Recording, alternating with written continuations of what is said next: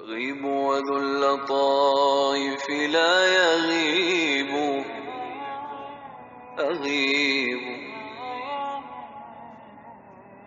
أغيب وذو اللطائف لا يغيب وأرجوه رجاء لا يخيب. بسم الله الرحمن الرحيم. Praise be to Allah, the Lord of the world, and may His blessings and peace be upon our Prophet Muhammad and upon all his family and companions. My brothers and sisters, Assalamu alaikum wa rahmatullahi wa barakatuh.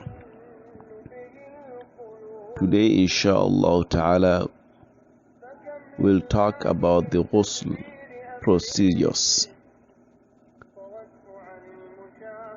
Ghusl means washing. So we'll know today how to wash a deceased person. What are the procedures? When a Muslim dies, it is the responsibility of his or her family or other Muslims within the local community to wash him or her according to the Islamic rites of washing the deceased. Usually, at least 3 to 4 people will be involved with the actual ghusl. So there are certain conditions that are required as far as the one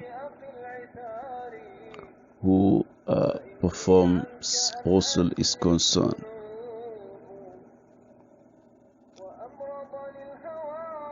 The person should be a Muslim, honest and trustworthy, and should be of the same gender as the deceased. For example, if the deceased is male, then males should wash him. However, the couple can wash each other. For a child, either males or families may do the ghusl. So for a child who is not an adult, either males or females may do the ghusl. The person must know the Islamic way of washing the deceased and be able to carry out the ghusl. It's also recommended that those who performed the ghusl or the washing should make wudu. However, this is not an obligation. So now let's talk about the place of washing. The deceased body should be washed in a clean, secluded and private place where clean water and soap are available. Gloves must always be worn when handling and washing the deceased, particularly the private parts of the body. The body of the deceased should be washed with water and, if available, lotus. Lotus is called in Mandinka Tomborong Fito. In Arabic it is Sidr. Or camphor. Camphor is kafur, to be used in the final wash. The steps of the washing should be done at least 3 times and more odd number of times as necessary to cleanse. 3 times, 5 times, 7 times, but at least it should be like 3 times.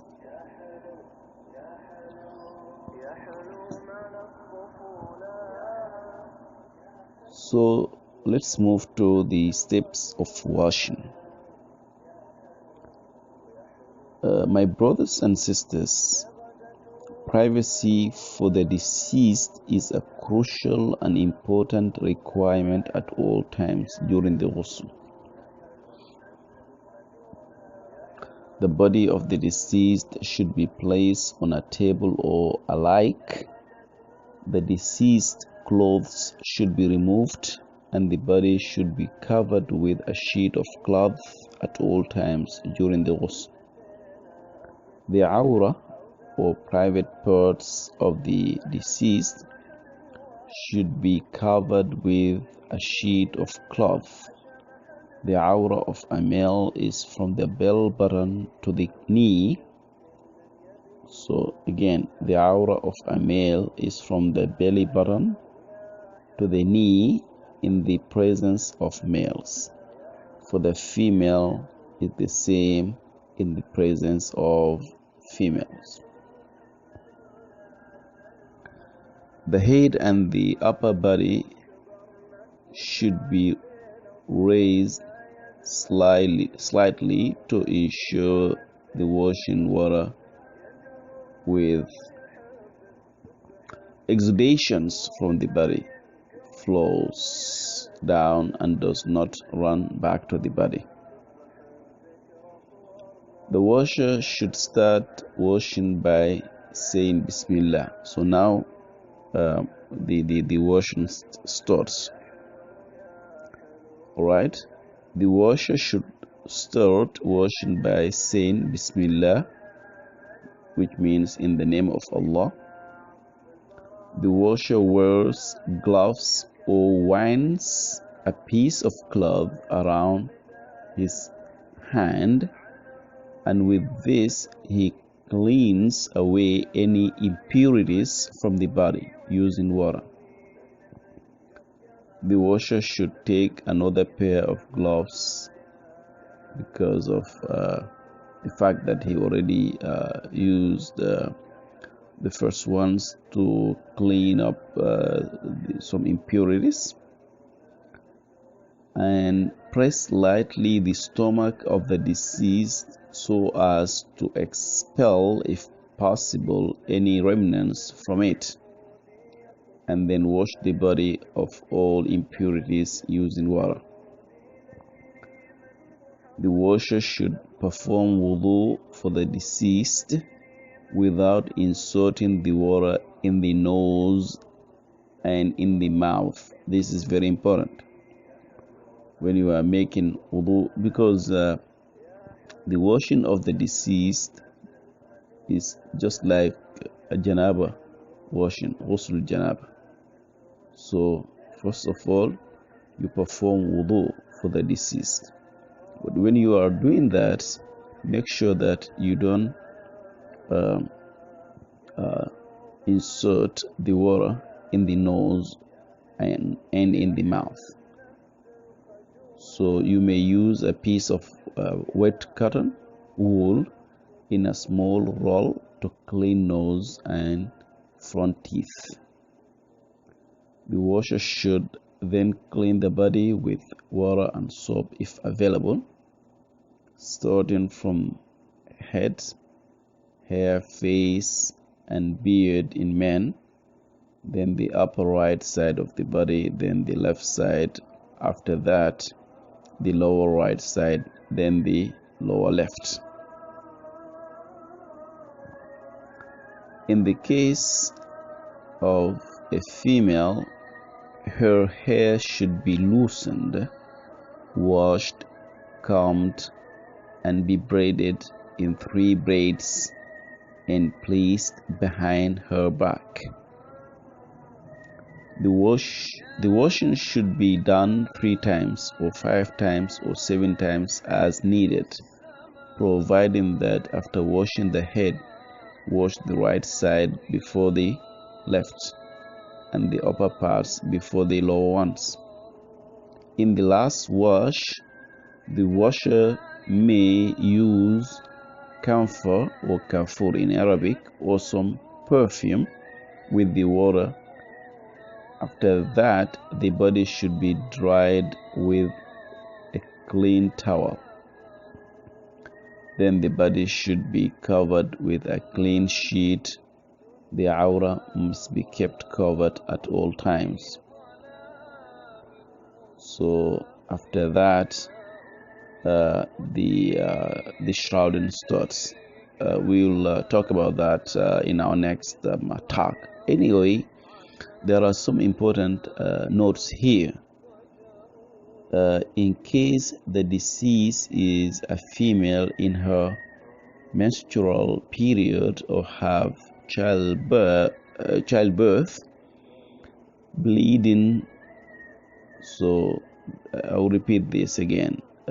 In case that the deceased is a female in her menstrual period or have childbirth, bleeding, padding should be used to prevent blood from leaving the body. This is very important. And the other thing is that it is recommended that those who perform the washing should take a bath after performing the ghusl. But again, this is just a recommendation, it's not an obligation. And the last point that I would like to conclude with is that there is no Islamic teaching of reading of the Quran or of making any special dhikr during the ghusl. So this is an important point to make here. So there is no particular dhikr that you say during the ghusl. You don't find anything in the tradition of Prophet Muhammad with regard to this. Inshallah, next time we will talk about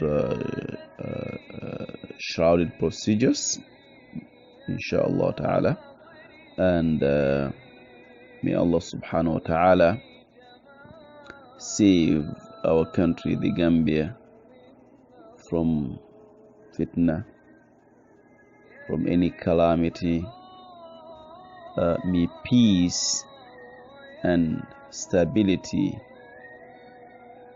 prevail in the country, inshallah, and all Muslim countries. Wassalamu alaikum wa rahmatullahi wa barakatuh.